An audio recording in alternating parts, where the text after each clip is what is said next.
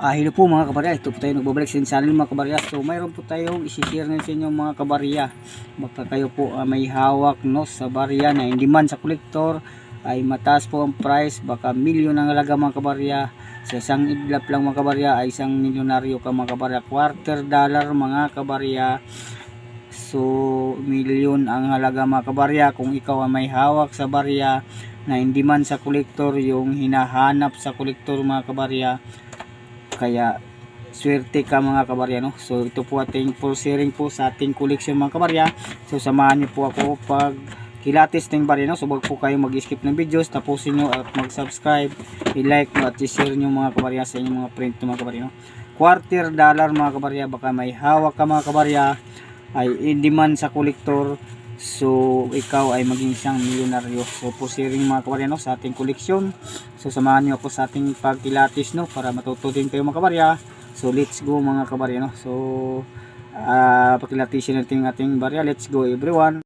So yan na po mga kabarya no, ang ating barya na i-share sa inyo mga kabarya. So mamaya sabihin ko po mga kabarya kung aling in demand sa mga kolektor no. Ating ipapaliwanag sa inyo mga kabarya. So samahan niyo ako pagkilatis mga kabarya sa ating barya no. So yan, palinawin natin mga kabarya ang ating barya. So ang ating barya mga kabarya ay si Jefferson po mga kabarya no. So ito po ay United States mga kabarya. So sa Philadelphia po ito mga kabarya, dahil ang kanyang mint mark ay letter P, Philadelphia mga kabarya, $250 mga kabarya no. So ayan mga kabarya. So yun mga kabarya, tingnan ang kanyang date mga kabarya no, sa ating $250 mga kabarya. So ayan mga kabarya, ang date sa ating barya no ay 2005 mga kabarya, 2005 no. Yan ang 2005 ang ating mga barya mga kabarya. So yan mga kabarya, $250 no. So 2005 mga kabarya. So ito po yung date mga kabarya, 2005 no. So yan, balik natin ng mga kabarya ang ating barya no. So next tayo mga kabarya ay 1967 mga kabarya. So titignan natin yung date nito mga kabarya. Ayan ang date mga kabarya, 1967, $250 din ito mga kabarya. So yan mga kabarya, $250 no. So 1967 mga kabarya ang date mga kabarya. So ayan mga kabarya, pangalawa. So next tayo mga kabarya sa ating barya. So yan ating barya ay sa Philadelphia pa rin mga kabarya, letter P po ang kaniyang mint mark no. So yan ang ating barya. Titignan natin yung date mga kabarya sa ating barya no. So ang ating date sa ating barya ay 2009 po mga kabarya, 2009 po mga kabarya no, ang date sa ating barya mga kabarya. So yan 2009 mga kabarya. So ito po yung date mga kabarya no. So yan ang ating barya no. So ito ay parang bangka mga kabarya no. So yan ang ating $250 mga kabarya. So next tayo mga kabarya sa ating barya no. So ayan, Philadelphia din mga kabarya, $250 no. So Liberty mga kabarya, gawa po sa United States mga kabarya. So ang date po nito mga kabarya ay 2000 mga kabarya no. 2000, saan dyan po sa barko mga kabarya no.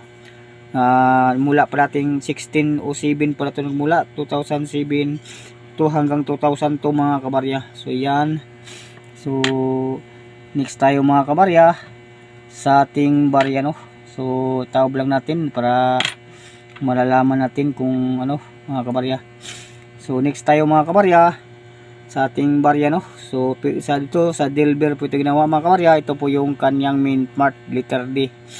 So ang date naman ito mga kabarya ng ating barya ay 2015 no. So for sharing lang sa inyo mga kabarya. So ito po yung date mga kabarya, 2015 sa ating collection na $250 no. So maganda pa kanyang kondisyon mga kabarya, ay proof siguro mga kabarya ay makinang pa mga kabarya no. So next tayo mga kabarya sa ating barya no.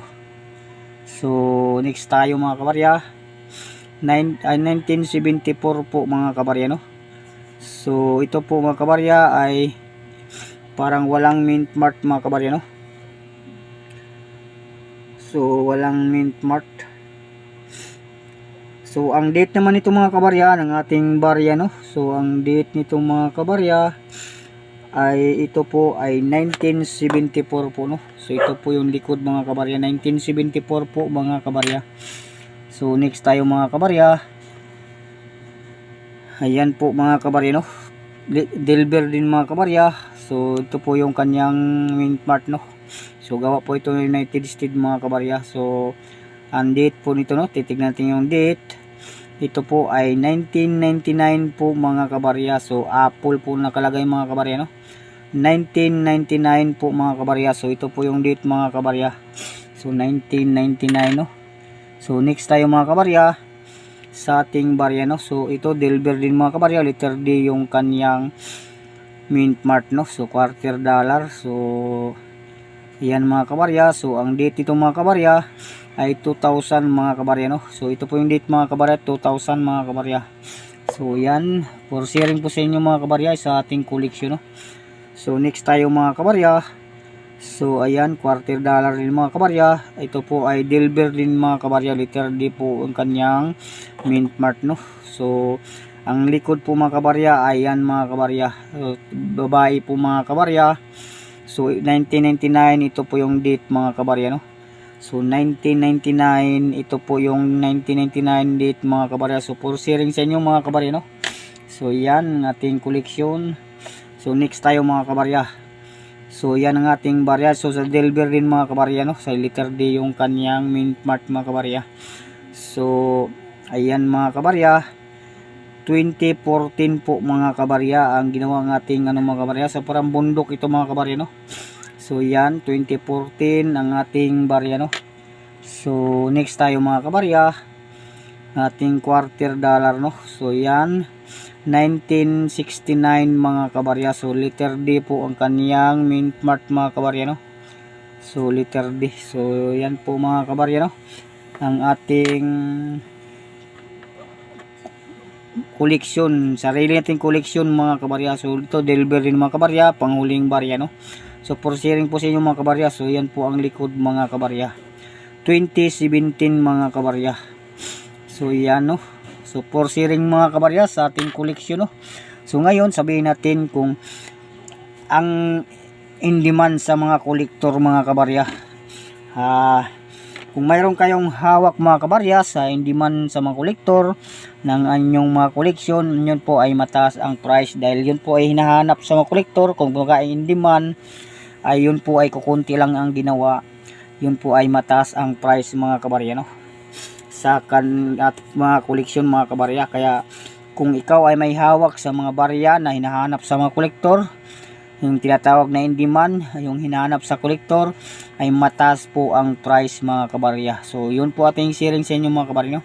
Kung magkano man ang bilis sa kolektor, so depende na po sa inyong pinagpag-usapan mga kabarya, no? Kung magkano ang pinag-usapan yung price mga kabarya. So yun lang po mga kabarya, ating share ngayon sa inyo ng ating $quarter, no?